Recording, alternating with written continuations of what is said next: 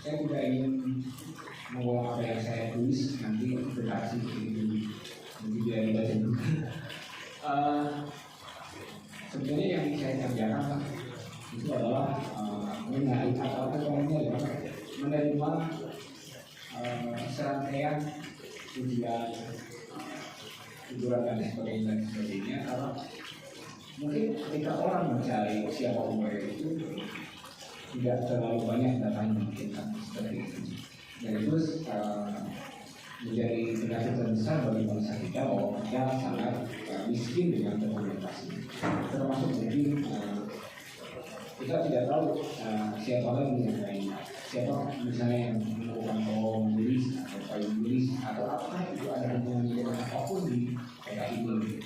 Waktu kecil karena saya juga di Papua itu banyak sekali pengusaha kolom yang sampai kaya raya karena mereka sudah ekspor ke Australia. Waktu itu saya masih SD, tapi sekarang betul. Karena saya sudah sering jadi Bandung, jadi mungkin penglihatan saya terhadap masalah-masalah seperti itu tidak begitu. Nah, sebenarnya di sini yang saya ucapkan terima kasih kepada Kang Yusra untuk telah susah payah ya untuk menerbitkan buku ini, mengumpulkannya sehingga terkumpul 115 penyanyi. Saya lihat tadi JKT sangat lucu, mungkin karena dia kepanasan pakai cara yang buat event ini. Saya juga terima kasih kepada siapapun yang misalnya membantu pendanaan ini karena memang kadang-kadang buku puisi ini tidak banyak yang beli. Mungkin lebih baik membuat buku bagaimana cara membuat sambal kan.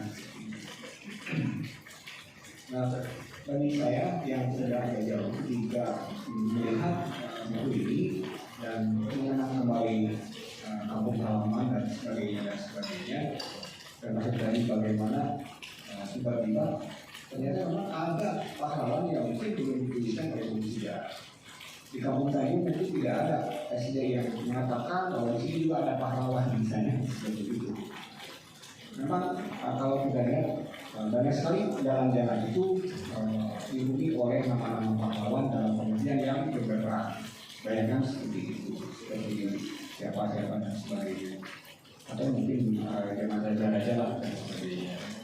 Supaya ini mungkin hanya dalam ketik bagian pinggiran sejarah yang belum tergali. Nah, lewat hal ini kita ingin melihat ini kebesaran pembayang yang mungkin waktu itu Ibu Maya sendiri tidak tahu bahwa mungkin akan dirayakan seperti ini atau seperti apa gitu.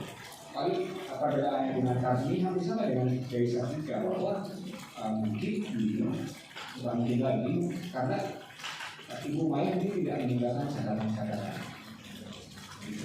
Dan kemudian juga kalau misalnya kita tadi lihat bahwa hanya foto ini yang ada, kenapa masalahnya? Ini sama dengan yang kemarin ketika mau mengajukan Abah Askan yang terkonsilasi itu fotonya juga cuma satu.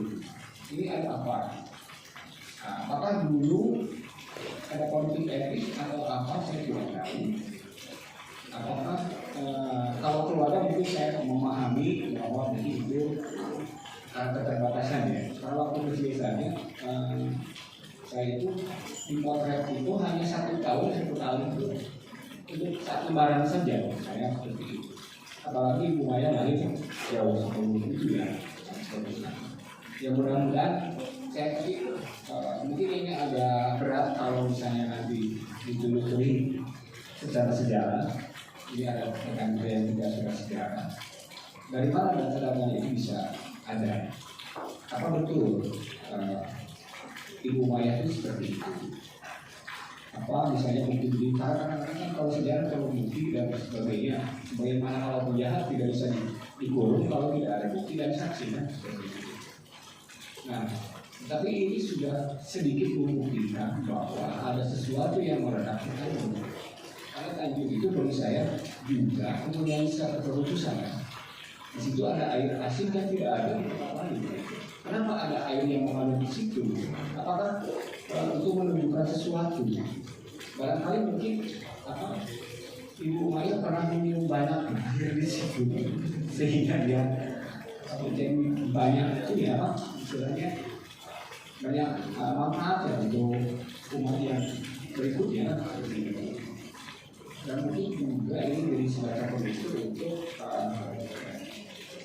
meneliti berbagai hal sejarah kita, siapa yang mungkin juga pantas dikedepankan sebagai inspirator yang lain.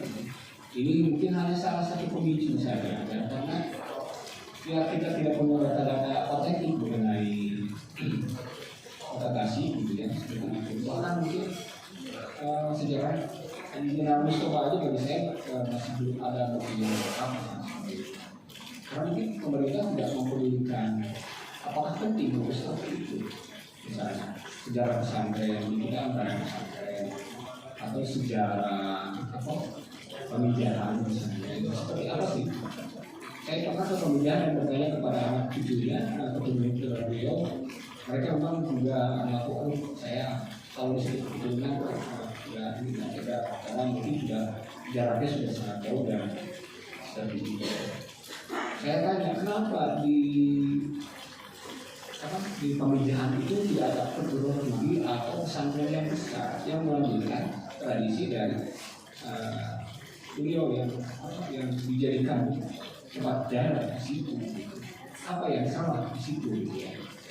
Nah ini juga pertanyaan juga bagi nanti generasi pemain selanjutnya, kalau kita hubungkan dengan tadi dengan apa sih coraknya, apa sih yang menjadi daya tarik, atau apa sih yang bisa menjadikan absahnya gerakan kembali. Nah kembali lagi kepada puisi. Ini juga kesempatan sangat besar untuk Tasik sebagai salah satunya kita umumkan dulu. Selain kota santri itu bahwa Tasik itu kota puisi, dan salah satu puisinya adalah Aceh karena apa ya, salah satu yang menggerakkan puisi secara ledak atau secara kental itu ya Aceh. Dan ketika menjadi KSSC kemudian saya bergabung, itu puisi menjadi hidup di Tasik. Nah ini juga salah satu tonggak yang kemudian memicu pertumbuhan sastra di Tasik, atau Tasik menjadi semacam rujukan kembali, karena beberapa belakangan ini ada sastra Tasik ini ada ini sudah mulai kurang api. Dan mungkin itu juga bisa memicu seperti ini, memicu lahirnya kembali para penyair Tasik. Mungkin ada yang tidak tahu di sini bahwa memang Tasik ini sudah ada penyair begitu. Kalau Aceh itu sudah kelas internasional ya. Ada beberapa penyair lagi yang sudah tingkat nasional dan sudah berkali-kali diundang ke berbagai event di luar Jawa, pokoknya secara nasional seperti itu. Saya yakin mungkin banyak yang tidak tahu seperti itu, karena memang pedagog lebih terkenal daripada penyair Pak. Barangkali nanti Pak Yusuf lebih suka menyebutkan kumpulan puisi untuk yang kita malam. Jadi ya begitulah. Saya tidak ingin berpanjang-panjang karena yang panjang nanti bisa dibuat. Terima kasih. Assalamualaikum warahmatullahi wabarakatuh. Penyanyi di Indonesia, saya bisa kaget sekali karena saya juga baru mendengar nama lumayan bahwa Bordeaux sudah terkenal di mana-mana, itu jelas. Ketika saya kecil banyak sekali pejabat-pejabat baik menteri atau gubernur yang datang ke Cipasung itu selalu kita diangkat sambil bupati ke Tanjung. Itu artinya di Tanjung ada sesuatu, di Tanjung ada sebuah karya yang eksklusif yang bisa ditemukan di mana-mana, sehingga mereka datang langsung ke Tanjung. Kalau sekarang kan sudah ada di mana-mana, sudah terjadi pengharapan macam itu.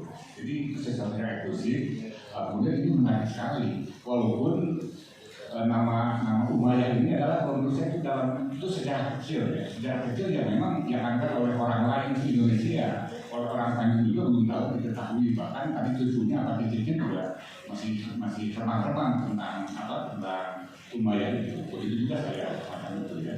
Jadi orang Tasik sendiri tidak tahu sepanjang Umayyah, tapi bahwa Bordir itu sudah diketahui. Nah ini menarik, makanya ketika ditawarkan kepada peserta, judulnya bukan Wilayah Hidup Umayyah, tapi Bordir. Umayyah di sini posisinya adalah ikon sebagai inspirator, sebagai bayang-bayang tokoh yang di belakang Bordir itu.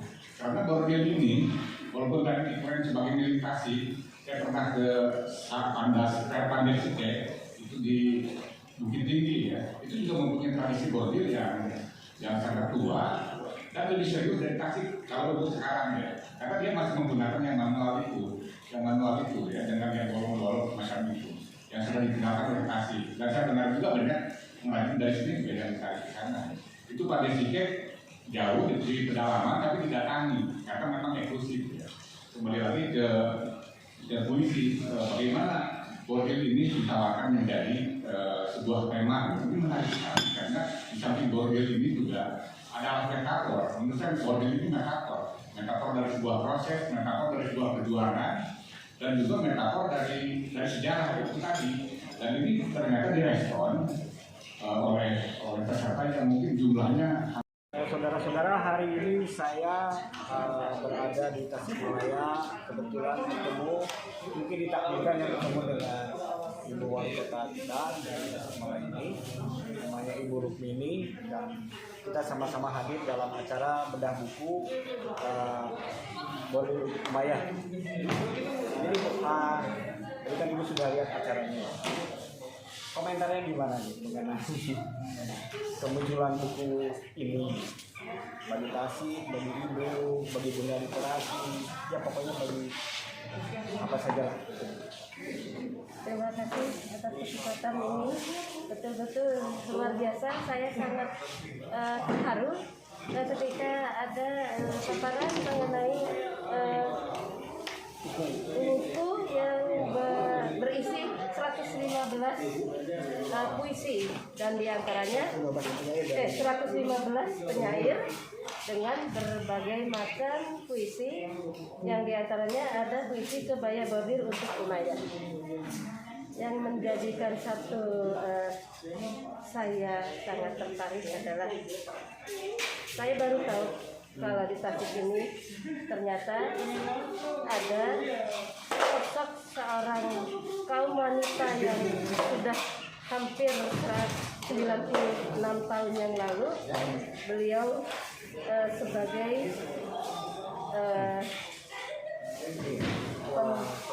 pewaris Bordir